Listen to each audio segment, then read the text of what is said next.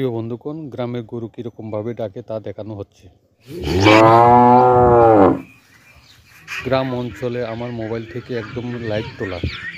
গ্রামের ফার্মাররা কিভাবে গরুকে পালন করে এবং খুব তাদের অঙ্গাঙ্গিভাবে ডোমেস্টিকভাবে